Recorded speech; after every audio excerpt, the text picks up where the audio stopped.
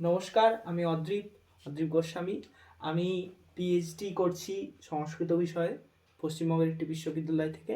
বর্তমানে আমি JRF holder, যার ফলে নেট পরীক্ষায় 2020 সালে আমি জেআরএফ পেয়েছি এবং এই বিষয়ে কিছুটা জ্ঞান আমার জন্মেছে। আমি সেই জ্ঞানের ওপর ভিত্তি করে আপনাদের কিভাবে নেট পড়া উচিত, নেট কিভাবে এগোনো উচিত নিজেকে নেট বিষয়, সেই সম্বন্ধে কিছু প্রাথমিক ধারণা দেওয়ার চেষ্টা করছি। এর আগের কয়েকটা ভিডিওতে আমি সেটা বলেওছি। এখন তার তৃতীয় ভিডিও বলা যায়, তৃতীয় অংশে আমরা রয়েছি। সেখানে আমরা আলোচনা করব যে ফর্ম ফিল আপ আমরা কিভাবে করব নেটে। তো চলুন সরাসরি বিষয়ে ঢুকে যাই। আমরা আগেই বলেছি যে www.ugcnet.nta.ac.in এখানে গিয়ে আমরা এই ইউআরএলটাকে পুট করব গুগলে। সেখান থেকে একটা ওয়েবসাইট খুলবে আমাদের ইউজিসি নেটের, এবং সেখানে গিয়ে ইউজিসি যত সালের পরীক্ষা আপনি দেবেন, জুন বা ডিসেম্বর যে পার্টের পরীক্ষাটা আপনারা দেবেন, সেখানে লেটেস্ট নিউজে রেজিস্ট্রেশনে গিয়ে ক্লিক করবেন। লেটেস্ট নিউজে এটাকেই দেখাবে। যদি আপনি ফর্ম ফিল আপ করতে চান এটাই ক্লিক করবেন, তারপরেই এইরকম একটা ইন্টারফেস খুলবে। সেখানে প্রথমেই থাকবে ক্যান্ডিডেট নেম, অর্থাৎ আপনার নাম, আপনার যা নাম, যেমন ধরুন XYZ, আমি উদাহরণের জন্য বলছি। তো সেটা আপনি লিখবেন। লেখার পর পুরো নাম লিখবেন এবং মিডিল নেম থাকলে মিডিল নেমটা মিডিলে দেবেন, এইভাবে এগোবেন। তারপরে রয়েছে ফাদার নেম, বাবার যা নাম, বাবার নাম লিখবেন। বাবা যদি বর্তমান না থাকেন তাহলে আগে লেট বসাতে হয়, LATE বা LT দিয়ে একটা ডটও দেওয়া যায়, সেটা আপনাদের ইচ্ছে। আর যদি না নেয় এগুলো ফর্ম ফিল আপের সময়, তাহলে নর্মাল নামটাই লিখবেন, যেরকম চাইবে ওরা। যদি লেখার অপশান থাকে তাহলে লিখবেন, নাহলে লিখবেন না। মায়ের ক্ষেত্রে তাও মায়ের নাম লিখবেন। যদি লেটের ব্যাপার থাকে সেটা লেট বসিয়ে নেবেন, আর যদি ওরা না নেয় ওয়েবসাইটে তাহলে সেটা লেখার প্রয়োজন নেই। তারপরে হচ্ছে ডিওবি, ডেট অফ বার্থ, আপনার জন্ম সাল, জন্ম তারিখ সহ, অর্থাৎ আপনার ফুল জন্মের ডিটেলস, আপনার ডেট, আপনার মান্থ, আপনার ইয়ার, এই তিনটেকে আপনাকে পুট করতে হবে এখানে। সেটা দিয়ে দিলেন। ধরুন 1/1/2001 হতে পারে কারোর ডেট এরকম, তো সে সেটাই পুট করবে সেখানে, এরকমভাবে যাবে। তারপরে ইমেল অ্যাড্রেস, আপনার যে ইমেল অ্যাড্রেসটা দেবেন সেই ইমেল অ্যাড্রেসটাতে কিন্তু ইউজিসি নেটের ওটিপি আসবে। আপনি যদি নেট জেআরএফ পান তাহলে সেখানকার লেটার আসবে, নেট পাস করেন, সেই সব অফিসিয়াল জিনিসগুলো আসবে। সেই রকম বুঝে ইমেল অ্যাড্রেসটা দেবেন, এবং যেন পাসওয়ার্ড প্রভৃতি আপনার মনে থাকে, ভুলে না যান। যদি না ইমেল অ্যাড্রেস তৈরি করা থাকে অবশ্যই একটা তৈরি করে নেবেন নিজে, সঙ্গে সঙ্গে। ইমেল অ্যাড্রেস মাস্ট, এবং যেটাকে বলা যায় আপনার একটা অফিসিয়াল ইমেল যেন এটা তৈরি হয়, নামটা যেমন সেরকম সুন্দর লাগে দেখতে, যেহেতু ইউজিসি নেটে যাচ্ছে, ঠিক আছে। এবং যেন পাসওয়ার্ড একদমই না ভোলেন, এটা কিন্তু আপনার মাথায় থাকতে হবে। তারপরে কনফার্ম ইমেল, অর্থাৎ দ্বিতীয়বার ইমেল অ্যাড্রেসটাকে আপনাকে লিখতে হবে।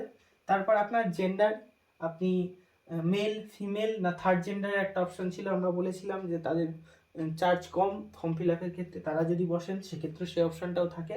তিনটে অপশানের মধ্যে যেটা অপশান হবে আপনি সেটা চুজ করবেন। তারপরে রয়েছে মোবাইল নাম্বার, আপনার মোবাইল নাম্বার দিতে হবে, পুট করতে হবে, যেটা আপনার চালু নাম্বার, যেটাতে ওটিপি আসবে সেই রকম নাম্বার দেবেন। এমন নাম্বার দেবেন না যেটা রিচার্জ হয় না, বন্ধ হয়ে পড়ে থাকে, ঠিক আছে। এরপরে হচ্ছে কনফার্ম মোবাইল নাম্বার, সেই মোবাইল নাম্বারটাকে আবার কনফার্ম করতে হবে, সেই নাম্বারটাকে আবার পুট করতে হবে। এরপরে হচ্ছে আইডেন্টিটি টাইপ, অর্থাৎ আপনি কোন ধরনের আইডেন্টিটি টাইপটাকে নিতে চাইছেন, মানে এক্ষেত্রে আধার, প্যান, এই ধরনের অপশনগুলো দেওয়া থাকে সাধারণত।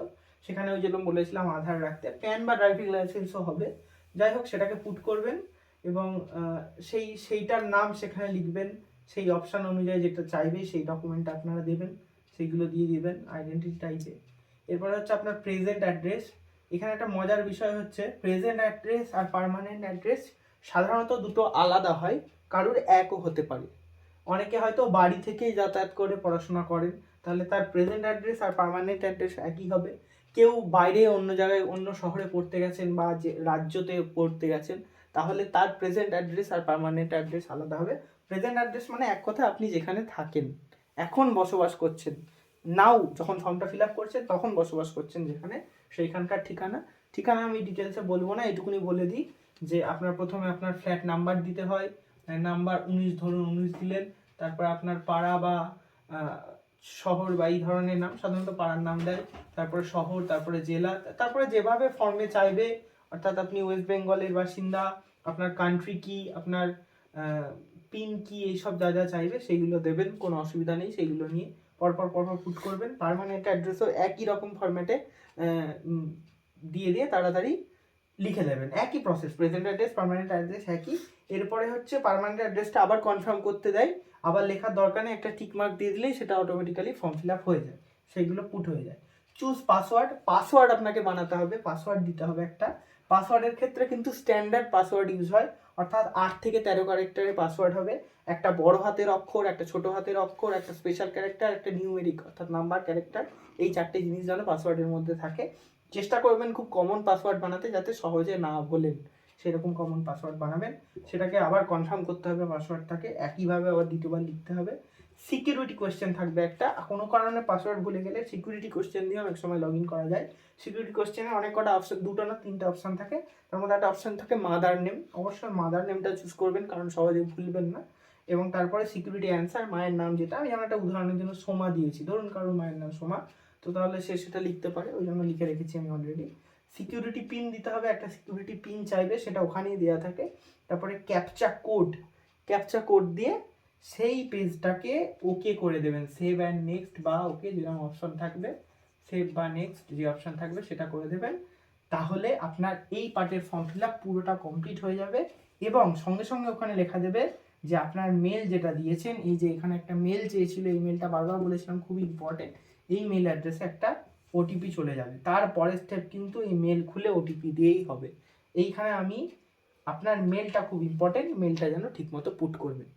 তো এই হচ্ছে পুরো প্রসেস। আপনার ভালোভাবে যখন ফর্ম ফিল আপ করবেন দেখবেন ইন্টারফেসটা এরকম খুলবে, এইভাবে এগোবেন। আশা করি আপনাদের কোনো ডাউট থাকলে আপনারা কমেন্টে জানাবেন, আমি তাদের উত্তর দিয়ে দেবো। আর অবশ্যই ভিডিওটা যদি আমার ভালো লাগে তাহলে সবাই আমার চ্যানেলটাকে সাবস্ক্রাইব করবেন, ফলো করবেন এবং লাইক শেয়ার করবেন। ধন্যবাদ।